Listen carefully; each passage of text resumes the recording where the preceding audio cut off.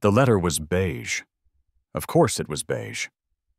In the Harmony Creek Homeowners Association, even the threats are beige. It was a thick, cardstock beige, the kind of beige that whispers, "I am more expensive than I look, and I carry bad news."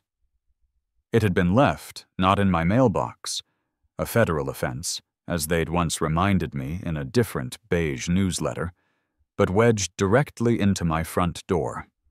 A personal, hand-delivered, "Screw you." I plucked it from the door, the aggressive thwack of the cheap brass knocker it had been tucked behind, echoing my thoughts. I didn't even have to open it. I knew the letterhead. I knew the font, a joyless Times New Roman, and I knew the signature at the bottom would be the loopy, self-important scrawl of one Brenda, HOA president, our neighborhood's reigning queen of petty tyranny.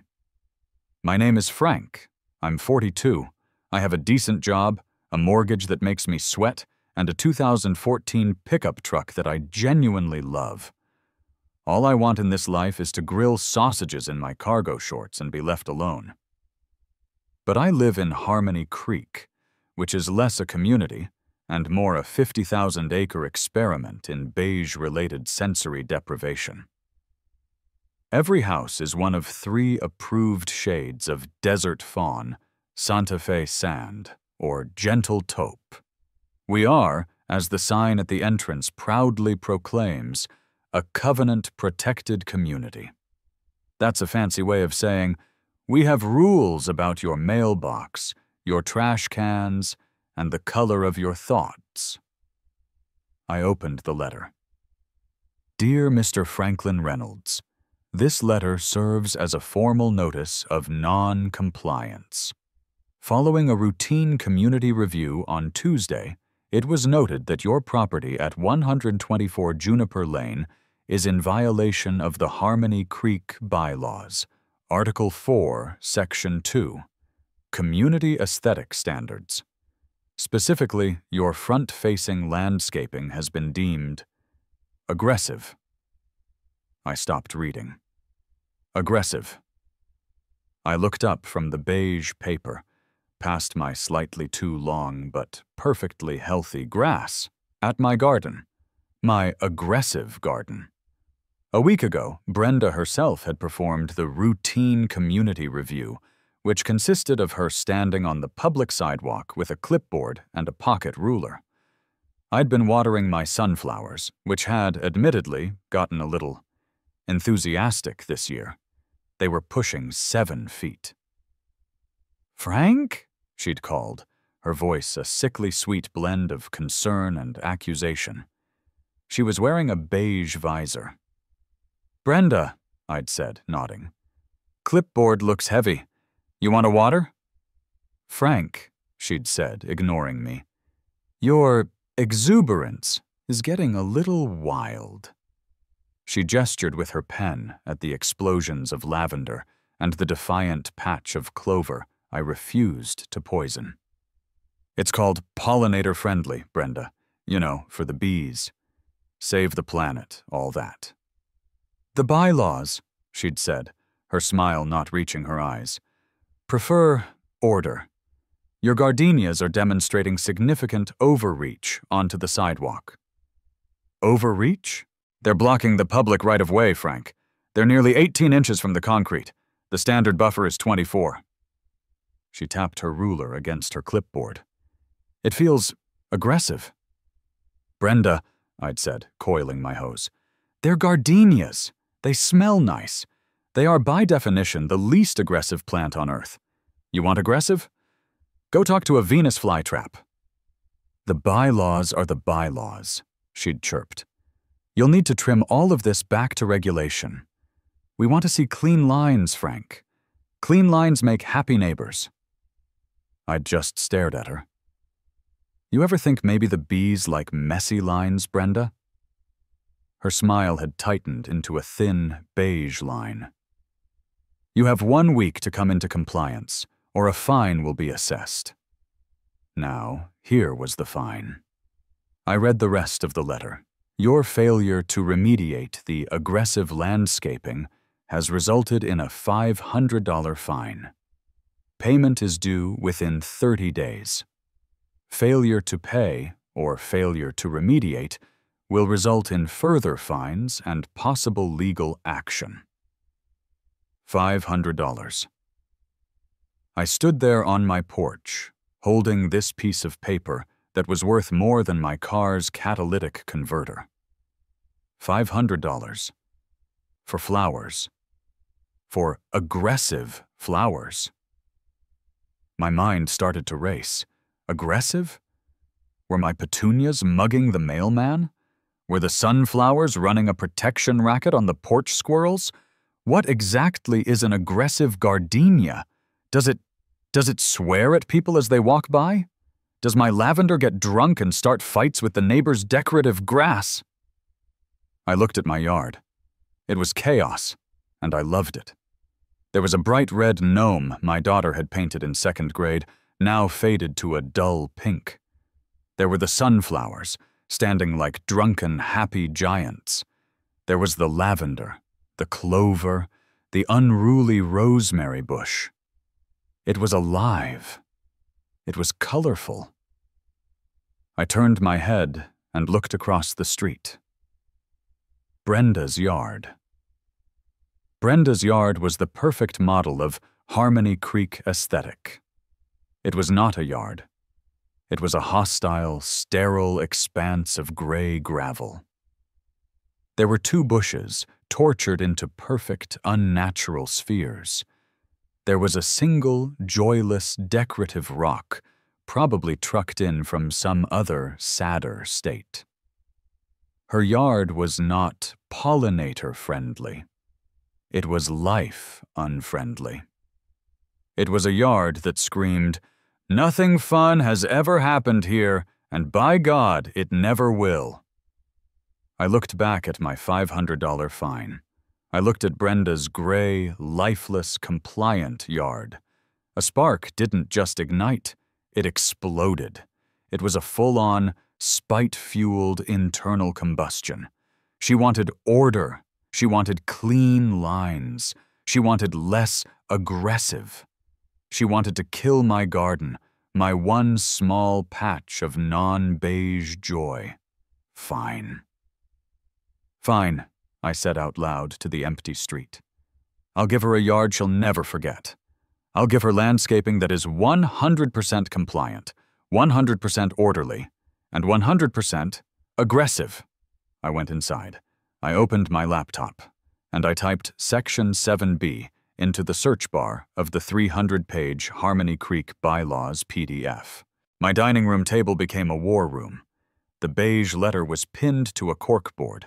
I had a 2-day-old box of cold pizza, a warm beer, and 300 pages of the most mind-numbing legalese ever composed by mankind. Article 5, Paint Swatches. Approved. Article 6, Mailbox Height and Material. Article 9, Permitted Holiday Decorations. No inflatables. I scrolled. My eyes burned. I was fueled by nothing but pure, uncut malice. I wasn't just going to fight them. I was going to win using their own stupid beige rule book. I was going to beat Brenda at her own game. And then, at 2 a.m., I found it. My finger stopped scrolling. I leaned in so close my nose almost touched the screen. Section 7B. Xeriscaping and drought-tolerant landscaping. My heart hammered. I read the text. To promote water conservation and environmental stewardship, the Harmony Creek HOA encourages residents to adopt native, drought-resistant plant life and non-organic ground cover, such as gravel, mulch, or decorative rock. I read it again. Encourages. Native. Drought-resistant. Gravel. A slow, evil grin spread across my face. I looked out the window into the dark. Brenda, you beige-loving tyrant. You magnificent fool. This isn't England. This isn't a land of gardenias and soft rolling hills. This is Texas. And you know what's native here. You know what's drought-resistant here. Spikes, thorns, things that have spent thousands of years evolving to say one thing and one thing only. Get the hell away from me. The vision formed in my mind, fully formed, like a beautiful, spite-filled mirage. My garden, my aggressive garden, was going to die. And in its place, a monument, a testament to malicious compliance. No more aggressive flowers, just cacti. Hundreds of them. The biggest, spikiest, most get-away-from-me cacti money could buy. I'd have prickly pears, I'd have barrel cacti, I'd have agave plants with spikes so long you could spear a fish with them. And I would have gravel. Not the nice, round, peaceful river stones. Oh no, I was going to get the sharp, gray, industrial-grade crushed granite. The kind that makes you miserable just looking at it. It would be 100% compliant with Section 7B. It would be 100% water-saving. And it would be 100%, unequivocally, the most hostile, uninviting, and aggressive yard in the entire state. I grabbed my laptop and my credit card. My first search? Specialty Cactus Nursery, bulk orders. A place called Spike's Point popped up. Perfect. I called the number, even though it was 2:15 a.m. A gravelly voice picked up on the 6th ring. You know what time it is? Hi, yeah, my name is Frank. I need to place a substantial order. I have a question about your golden barrel cactus. The voice sighed. What about 'em? How big do they get? We got some mature ones, few feet wide, pretty prickly. Define pretty prickly, I said, pacing my kitchen. Like, ouch, that's annoying prickly, or I need to visit an ER for a tetanus shot prickly? There was a long pause. Sir, these are cacti. They're all ER prickly, if you're dumb enough. Perfect. I'll take 10 of the biggest ones you have. Now let's talk about prickly pears. I want the ones that look like a medieval weapon, the Opuntia family, the ones with the big flat pads and the clusters of glochids that blind you. Blind you? I've been doing my research. I also need a saguaro. How tall can you legally transport? A saguaro? In this neighborhood? Sir, those are like 10 grand, and I don't care about the price, I said, looking at the $500 fine on my corkboard. I want it to loom. I want it to cast a shadow of judgment. Can you get me a 10-footer? I can get you a 12-footer, but the transport fee is insane. It needs a crane. Sold, I said. And gravel. 3 tons of the sharpest, grayest stuff you have. When can you be here? I can have a crew there. Thursday? Thursday is beautiful, I said. See you then. I hung up. I looked at the beige letter. You wanted clean lines, Brenda, I whispered to the empty room. I'm going to give you a yard so clean, it's sterile. Thursday morning, 8 a.m. The sound that woke me was not a bird. It was the beep, beep, beep of a flatbed truck backing into my driveway, followed by the deep, throaty rumble of what sounded like a small tank. I made a coffee, grabbed my favorite lawn chair, and went out to the front porch. It was glorious. A massive truck with Spike's Point, we get to the point on the side, was parked at the curb. On its bed, strapped down like a nuclear missile, was my 12-foot saguaro. It was magnificent. It was, as I'd hoped, looming. A second, smaller truck was towing a backhoe. A third truck, a dump truck, was filled to the brim with my 3 tons of sharp gray gravel. A guy in a dusty cowboy hat and a Spike's Point t-shirt hopped down from the cab. He had a clipboard. "Mr. Reynolds?" he asked, squinting at my flowery yard. "That's me," I said, taking a sip of coffee. "You must be Sal." Sal looked at his clipboard. He looked at my yard, which was currently a riot of aggressive gardenias and sunflowers. He looked back at his clipboard. "So, let me get this straight.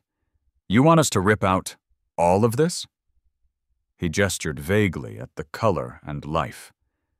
The flowers? The lawn? "Every last petal, Sal. Every blade of grass. I want it scorched earth. I want you to dig it up and haul it away. Then, I want the gravel. All of the gravel. Then the spikes." Sal nodded slowly, like a man accepting a mission he didn't understand. He turned to the cab of the backhoe. "Tiny, get the hoe. We're doing a full scrape." A man who I can only describe as a refrigerator with a beard climbed out. Tiny had to be 6'6" and 300 pounds. He looked at the sunflowers, then at me, then at Sal. He just grunted and fired up the backhoe. The demolition began. It was brutal and beautiful. The sound of the backhoe's bucket tearing into my aggressive lavender was music. The thwump as it ripped the defiant sunflowers out by the roots was a symphony. Tiny was an artist. Within an hour, my front yard was gone. It was just a flat, sad patch of dirt. And the neighbors noticed. Mrs. Henderson from 2 doors down peeked out her blinds, her hand over her mouth. Mr. Johnson, who was always washing his immaculate, beige sedan, just stopped, hose in hand. And then, right on cue, my front door slammed. It was Brenda. She wasn't holding a clipboard. She didn't need one. Her rage was her shield. She was wearing a beige jogging suit. She marched across her perfect gravel, across the street, and onto the sidewalk bordering my new patch of dirt. "Frank!" she shrieked over the sound of the backhoe dumping my gardenias into a truck. "What is the meaning of this? You're creating a dust bowl. This is a Thursday. This is noise." I took a slow, deliberate sip of my coffee. I put the mug down. I smiled. "Good morning, Brenda. Just doing a little redecorating." "Redecorating? Frank, you've scalped your yard. This is an abomination. You're violating something. I know you are. You're creating erosion." I stood up from my lawn chair, walked over to the edge of my porch, and leaned on the railing. "Brenda, relax. I'm just complying with the HOA." Her eyes narrowed. "Complying? By turning your yard into that?" "You're absolutely right. You said my garden was aggressive.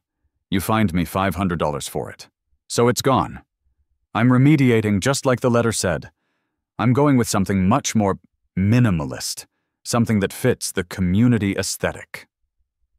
"Minimalist," she said, her voice trembling. "That's right. I'm xeriscaping," I said, pointing to the dump truck as it began to pour the first ton of gray gravel. "Section 7B. The HOA encourages it, Brenda. I'm saving water. I'm promoting environmental stewardship. I'm practically a hero. You should give me a plaque. Or at least waive the fine." Brenda's face went from pale to a deep, blotchy red. She looked at the gravel. She looked at the backhoe. And then, she saw the other truck.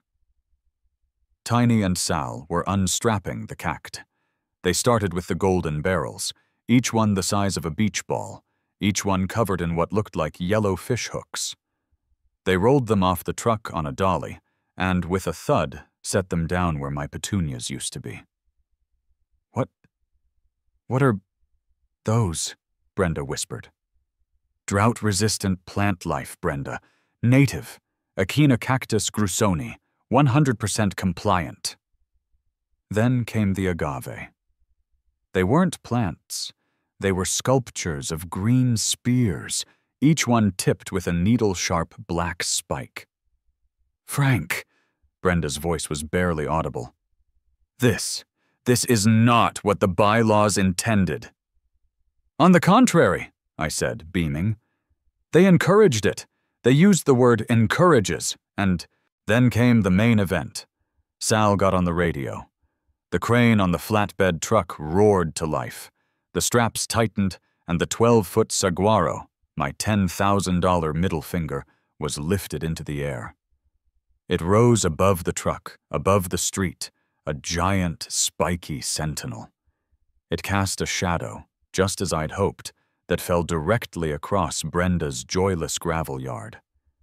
The backhoe had dug a deep hole right in the center of my yard, where my kid's gnome used to be. The crane slowly, carefully, lowered the saguaro into the earth. Tiny and Sal spent an hour tamping the dirt, securing it.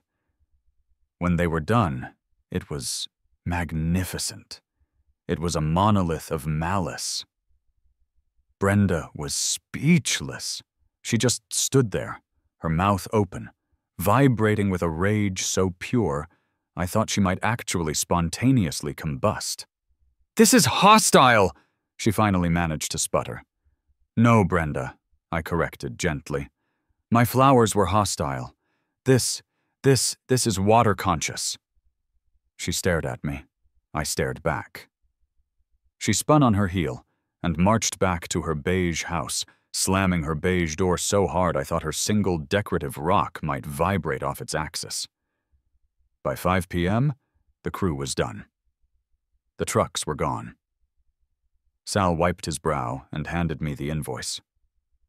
"Well," he said, looking at the finished product, "it's a look, boss." My yard was gone. In its place was a sea of sharp, gray gravel. From the gravel rose my fortress of spikes. The 10 golden barrels stood guard at the front. The agave plants protected the flanks. And in the center, the saguaro loomed over the entire street. It was desolate.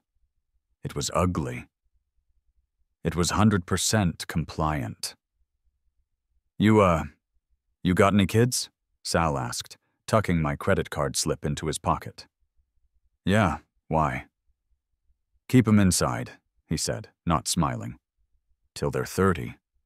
I stood on my porch for a long time, just admiring. The war was won, but the victory parade hadn't started. The yard was compliant, but it wasn't done. The landscaping sent a clear message, but I needed the text to back it up. The plants said, "Don't touch me." I needed the yard to say, "Don't even think about it. Don't look at me. And just for looking at me, you might owe me money. I am actively plotting your demise." The next morning, I drove to the local hardware superstore. I skipped the garden center. I skipped the paint aisle. I went straight to the safety and signage aisle. I grabbed a cart. I started with the classics. 3 no trespassing signs, 2 private property signs, 1 big red octagonal keep out. But that was just the appetizer. I found the industrial-grade signs, the ones meant for construction sites and high-voltage areas. Warning, biohazard. Seemed appropriate. Brenda probably thought my saguaro was carrying a plant-based disease. Danger, do not enter. Caution, uneven surfaces. The gravel was, in fact, uneven. I was just being a good, safety-conscious neighbor. And then, I found the crown jewel. It was bright yellow, with sharp black letters. It was meant for a parking garage exit. Warning, severe tire damage. I giggled, right there in the aisle. I put 5 of them in my cart. I rolled my clanging, metal-filled cart to the checkout. The cashier, a high school kid with green hair and a profound sense of boredom, didn't even look up until he started scanning. 1, keep out, he droned. 1, no trespassing. 1, Private property. Warning. Biohazard? He looked at me for the first time. It's a new project, I said. He scanned the next one. Warning, severe tire damage. You building a parking garage, man? Just protecting my curb. He shrugged, the whatever dude shrug of a teenager who gets paid $12 an hour. Then he scanned the last one I'd made myself in the custom sign aisle. He held it up. It was simple, white with black letters. Beware of plants? He looked at me. I looked at him. They're very aggressive, I said, deadpan. Right, he said, scanning it. That'll be $280.50. I got home. I got my drill, and with a sense of profound, giddy satisfaction, I began the installation. The no trespassing signs went up on metal stakes, one every 10 feet, creating a clear perimeter. Private property went on either side of the walkway. I saved the special ones for the plants themselves. I took the Beware of Plants sign and staked it right in front of the biggest, meanest agave, the one whose central spike looked like it could puncture a car door. I put Danger Do Not Enter right in front of the walkway, as if my front door was a portal to another, more dangerous dimension. I put Warning Biohazard near the saguaro, just to give Brenda something new to worry about. And then, my masterpiece. I took the 5 Severe Tire Damage signs. I hammered them into the gravel, right at the edge of my property, facing the street, one every 5 feet. They were angled just so. Anyone parallel parking, anyone pulling into my driveway, not that I had one anymore, it was gravel, anyone even thinking of touching my curb, would see them. I stepped back. My drill hung from my hand. It was magnificent. It was a work of art. My yard was now a perfect, 100% legal, HOA-compliant death trap. It was a psychological fortress. It was ugly as sin. It was deeply, deeply hostile. And I had never been prouder. It took exactly 36 hours. I was in my kitchen, making toast, when I saw the flash of color at my door. Not beige. This letter was red. Bright, I'm so mad I might be having an aneurysm red. I didn't even have to open it. It was folded, but the text on the front was all I needed to see. Emergency HOA meeting topic. 124 Juniper Lane. Violation of Section 9A. Nuisance and annoyance. Nuisance and annoyance, I said to my toast. Now we're getting somewhere. The meeting was that night. 7 p.m. The community room above the neighborhood pool. I put on my nice cargo shorts. I grabbed my copy of the Harmony Creek bylaws, the 300-page PDF, which I had printed, bound, and filled with dozens of little yellow sticky notes. I whistled as I walked out the door. I walked past my danger sign, past my severe tire damage signs, and down the street. I could feel the eyes. My yard was no longer just a yard. It was a scandal. The community room was packed. This wasn't your usual boring Tuesday meeting about what color to paint the pool chairs. This was drama. This was blood in the water. I was the blood. Brenda was at the front, standing behind a beige fold-out table. She was flanked by the other 2 board members, Marge, who just looked terrified, and Gary, who looked asleep. Brenda's face was pale, and her hands were visibly shaking. She was holding a gavel. I walked in. The room went silent. "Evening, everyone," I said cheerfully. "Heard there was a potluck? Did I miss the deviled eggs?" No one laughed. "Frank," Brenda said, her voice tight, Sit down. We are here to discuss you. Me? Gosh, Brenda, I'm flattered. I took a seat in the front row, opened my binder, and clicked my pen. Brenda banged the gavel. It made a pathetic thwack on the plastic table. "The meeting is in session. We are here," she announced to the room, "to discuss the installation at 124 Juniper Lane." A murmur went through the crowd. "It has come to the board's attention," Brenda continued, reading from a prepared statement, "that the modifications made by Mr. Reynolds are a clear and present nuisance." "It's true," shouted someone from the back. I recognized him. Tim. He had a yappy little dog. "My dog, Barnaby, is scared to walk past his house. He whines. It's psychological distress." "And my kids," shouted another neighbor, Sharon. "My kids are having nightmares. They think a plant monster is going to get them. It looks like a prison yard, Frank, a prison yard." The room erupted. "Ugly. Hostile. An eyesore." Brenda banged her gavel again. "Order, order! As you can see, Frank, your yard is a nuisance and an annoyance to the community.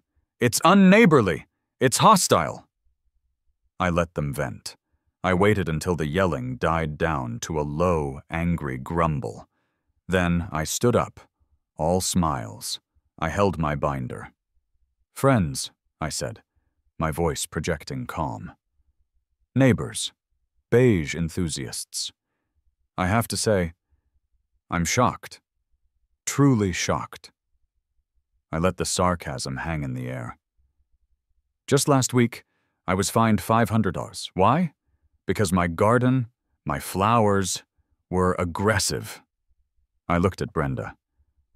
"That was the word, wasn't it, Brenda? Aggressive?" Brenda glared. "That's not the point." "Oh, I think it is," I said, walking to the front. "I was a bad neighbor because my gardenias had overreach. So what did I do? I remediated. I removed the aggressive garden, at great personal expense, I might add. A 12-foot saguaro is not an impulse buy, let me tell you.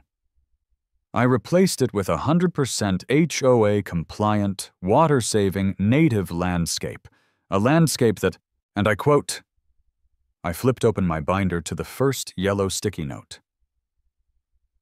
"The HOA encourages, Section 7B, native drought-resistant plant life, non-organic ground cover." I followed the rules. Your rules. "But the spikes," Brenda sputtered. The signs. It's an eyesore." "An eyesore?" I said, tapping my binder. "Brenda, eyesore is subjective. You like decorative rocks. I like plants that can double as a home defense system. Show me. Show me the bylaw that mentions spikiness. Show me the rule that says my yard has to be pretty. Go on." Brenda's face went crimson. It's implied." "Implied? This document is 300 pages long. You have rules about the finish on our door knockers. If you wanted to ban spiky, you should have written spiky. You didn't. As for the signs, freedom of speech, Brenda. They're on my property. They're not obscene, and they're warning people of a very real danger, of, tripping on gravel." Gary, the sleepy board member, actually woke up. He's got a point, Brenda. The bylaws don't specify plant types, just native." The room went quiet. The tide of anger was replaced by a new, horrible feeling for the board. Confusion, they had me. They had me on the aggressive flowers. But now, I was compliant. I was maliciously compliant, but I was compliant. Brenda looked at Gary, then at me. Her eyes were two little slits of pure hate. "This isn't over, Frank," she hissed from across the room. The board. We will find something. We'll amend the bylaws. We'll get you. This will not stand. I snapped my binder shut. Great! I love a good amendment. Looking forward to it. I smiled at the room. Well, if that's all, I'm gonna go home. My gravel is waiting. Good night, everyone. Thanks for coming out. I walked out of the community room to the sound of stunned silence. The HOA emergency meeting bought me about a week of peace. A very tense, very spiky peace. I developed a new routine. I'd sit on my porch in the morning, drink my coffee, and watch people's reactions to the yard. Most people just stared, wide-eyed. Some, the teenagers, thought it was hilarious and took selfies. Tim, the neighbor with the dog, now crossed the street a full block before my house, pulling poor Barnaby, who wasn't even looking at my yard. Brenda was quiet. Too quiet. She'd get her mail, see my saguaro looming, and just go back inside. She was plotting. The new attack came on a Saturday. I was inside, trying to figure out how to dust a cactus, when I saw the lights. Blue and red. Flashing. A police cruiser had pulled up and parked directly in front of my severe tire damage signs. My heart, for the first time, did a little thump of genuine anxiety. This was an escalation. Calling the HOA board is one thing. Calling the cops, that's a whole different level of suburban warfare. I saw Brenda watching from her window, her silhouette a dark, smug shadow behind the blinds. I opened my front door just as 2 officers were walking up my gravel walkway. They stepped very carefully around the "Danger, Do Not Enter" sign. One was older, with a mustache and a face that had seen every stupid thing a person could do. His name tag said Ramirez. The other was young, barely old enough to shave, with a buzz cut and a by-the-book stiffness. His tag said Peterson. "Afternoon, officers," I said, leaning on my doorframe. "Everything okay?" Ramirez, the older one, let out a long, slow sigh. He looked at the agave plant. He looked at the "Beware of Plants" sign. He looked back at me. "Sir, are you Mr. Reynolds?" "Frank. Yeah, that's me." "Sir," Ramirez said, "we got a call. A disturbance." "A disturbance?" I said, genuinely confused. "It's pretty quiet. I was just making a sandwich." Peterson, the rookie, flipped open his notepad.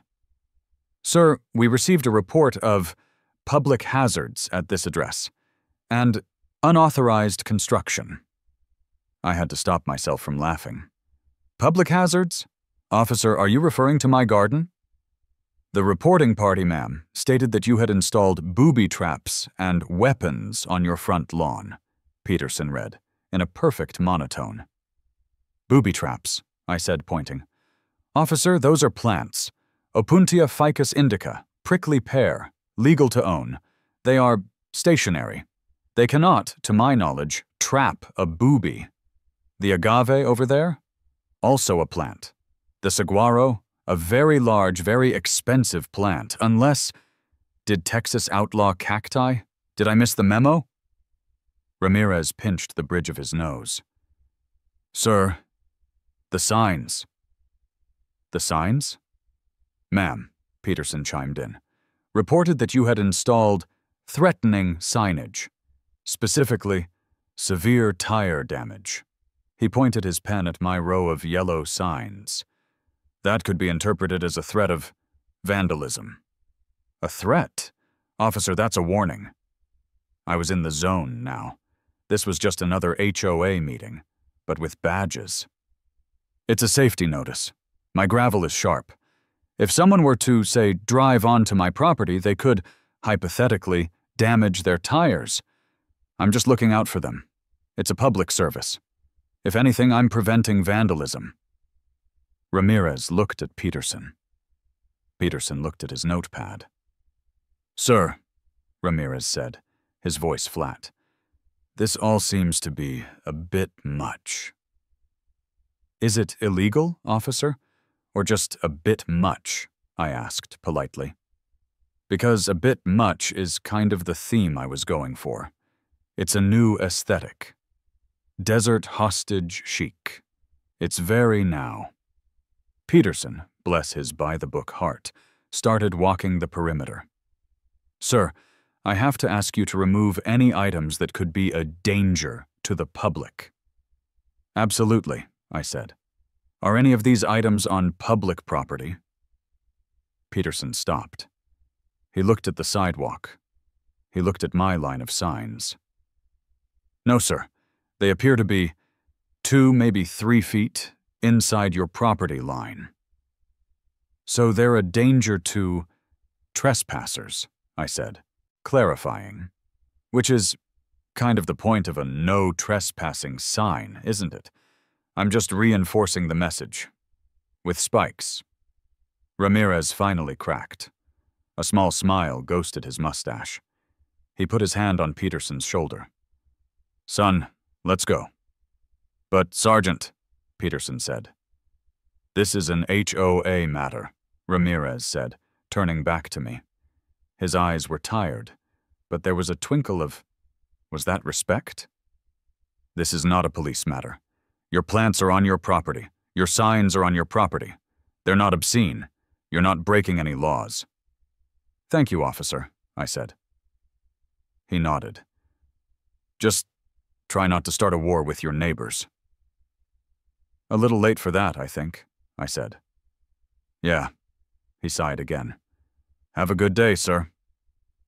You too, officers. Stay safe out there, I said, with a big, friendly wave. They walked back to their car, Ramirez shaking his head, Peterson dutifully writing in his notepad.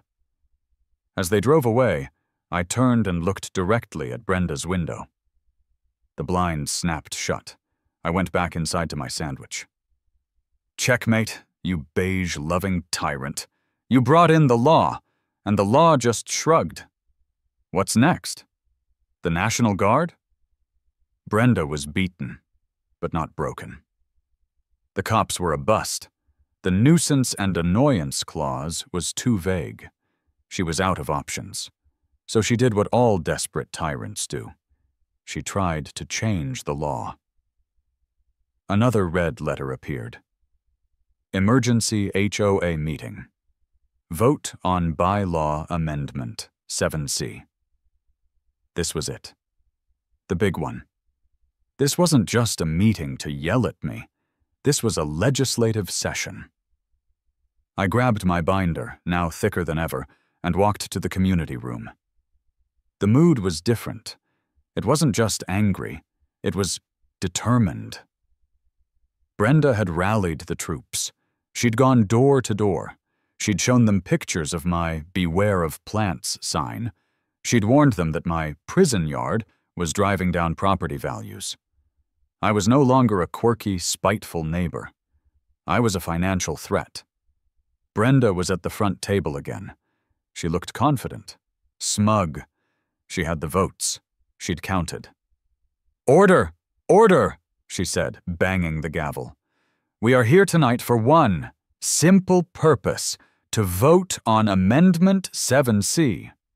She put on her reading glasses and read the proposed amendment aloud. Bylaw Amendment 7C, a clarification to Section 7B. All landscaping, including drought-resistant options, must consist of softscaping and non-hazardous plant life. No plant installed on any property, front-facing or otherwise, may contain thorns, spikes, needles, or spines exceeding 1 inch in length. All non-organic ground cover must be of a smooth, rounded, or river stone variety. Crushed aggregate gravel is hereby prohibited. She looked up, beaming. This amendment will protect our children, our pets, and our community aesthetic. It will restore harmony to Harmony Creek. We will now open the floor for discussion before the vote. Tim, the dog owner, stood up. "I support this. My Barnaby deserves to walk. In peace." Sharon, the plant monster mom, stood up. "I support this. For the children." Brenda was glowing. "Anyone else?" She looked right at me. "Frank, do you have anything to say before we remediate your yard for good?" The room was silent. Everyone looked at me. I was cornered. I was done. This amendment was a silver bullet. It was specific. It was clear. It would pass, and I'd be forced, at my own expense, to rip out the entire spite garden. I stood up slowly. I closed my binder. "Brenda," I said, my voice quiet, That's a good amendment." The room gasped. Brenda's smug smile widened. "It's clear," I continued. "It's specific. It addresses the spiky issue head on. I like it. I really do." "Well," Brenda said, practically preening. "Thank you, Frank. I'm glad we've finally reached an understanding." "But," I said. Her smile flickered. "It's not going to pass." "We have the votes, Frank," she sneered. "I've counted. It's passing 70-30. "Oh, you probably have the neighbor votes," I said, walking to the front of the room. "I'm not worried about them. But you know who doesn't like this amendment? You know who hates this amendment?" I paused for dramatic effect. "Your insurance company." The room went dead silent. You could hear the hum of the bad fluorescent lights. Brenda's face lost all its color. What are you talking about?" "See, I was bored," I said, tapping my binder. "And I'm a details guy. So I made some calls. I found the master insurance policy for the Harmony Creek HOA. A nice fella named Gary over at Mutual of Suburbia. I asked Gary, hypothetically, of course, what would happen to our master liability insurance, our slip and fall, and public property insurance. If our HOA passed a new rule that banned defensive landscaping?" I looked around the room. "That's what it's called, you know? Defensive landscaping. Cacti, tough agave, spiky bushes, they're a huge deterrent for burglaries. Cops love them. Insurance companies really love them. They're security features. They're better than a fence because a fence just says, 'Keep out.' A wall of prickly pears says, 'Keep out, or I will shred you.'" I turned back to Brenda. "Gary, the insurance agent, said that if an HOA was stupid enough to ban proven security features like spiky plants, well, that would be a significant increase in attractive nuisance and removal of passive security deterrents. He said our liability would, and I quote, skyrocket." I let that word hang in the air. Skyrocket. What does that mean?" Tim asked from the back, his voice small. "It means," I said, "a 40% premium hike." The room erupted.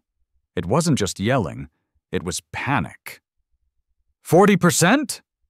Brenda, is this true? I can't afford a 40% hike. My mortgage just adjusted." The neighbors, the same ones who just minutes ago were worried about plant monsters and scared dogs, were now looking at Brenda like she had just tried to steal their wallets. It's an aesthetic," Brenda shrieked, banging her gavel.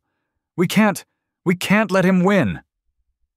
"You can't afford to win, Brenda," I shouted over the noise. "So we have a choice, Harmony Creek, a choice. We can keep our aggressive flowers and our prickly cacti, or we can all pay an extra $200 a month in HOA fees just so Brenda can have her beige utopia." "All in favor of Amendment 7C? Brenda called desperately. Silence. All opposed?" Every single hand went up. Tim's hand. Sharon's hand. Gary the board member's hand. Brenda stared, her arms still in the air. Her amendment. Her silver bullet. It was crushed. Not by me. By her own neighbor's terrified frugality. I picked up my binder. "Well, this was productive," I said. "Good night, everyone." It's been 6 months. I'm on my front porch, grilling. It's a perfect Saturday. The sun is shining. The smell of charcoal and bratwurst is in the air. My yard is thriving, in its own hostile way. The saguaro, Brenda's bane, as I've affectionately named it, has grown half an inch. The golden barrels are fat and happy. The agave plants are menacing. The war is over. I won. Brenda is still president, but her power is broken. She lost the insurance vote, and she lost the neighborhood. She doesn't make eye contact with me. She gets her mail and scurries back inside. I'm told her gravel is looking a little unorderly lately. My yard is a permanent spiky fixture of the neighborhood. It's a landmark. You'll see a normal house, a prison yard, and then we're 2 doors down. I even took some of the signs down. The biohazard and severe tire damage signs felt redundant. The plants themselves were doing a perfectly good job of conveying that message. The war was over. No need to keep shelling the city. I did, however, keep one. A moving truck is parked down the street, a new family. A guy, about my age, wanders over holding a beer. He has the dazed, "What have I done?" look of a new homeowner. He stops at my walkway. He looks at the gravel. He looks at the prickly pears. "Hey," he says. "Ted." "Frank," I say, flipping a brat. Ted takes a long drink of his beer. "Man, rough yard." "It's xeriscaping," I say, not smiling. "Saves water." "Right, yeah." He shuffles his feet. "Listen, weird question. I've been here 1 day, and I just got a letter. It was beige." I stop flipping. I look at him. "Oh yeah? What for?" "My moving truck," Ted says, looking utterly baffled. "It was obstructing the community view." "What does that even mean?" I smile. I gesture with my tongs at the 12-foot saguaro looming in the center of my yard. "See that big guy? I call him Brenda's bane." "What?" "Let me tell you a story, Ted," I say, pointing to my other lawn chair. "You're going to want to sit down for this, and you're going to want to see my copy of the bylaws." Ted sits. I grab him a beer as I start the story. From the beginning, Ted's eyes drift to the one new sign I installed after the final battle. I'd taken down the "Beware of Plants" sign. It felt a little too desperate. I'd replaced it with a new one, a nice one, professionally made, carved rustic wood. It's staked right at the front of the walkway, where the gardenias used to be. It's friendly, it's clean, it's even in an HOA-approved font. It reads, "The Aggressive Garden."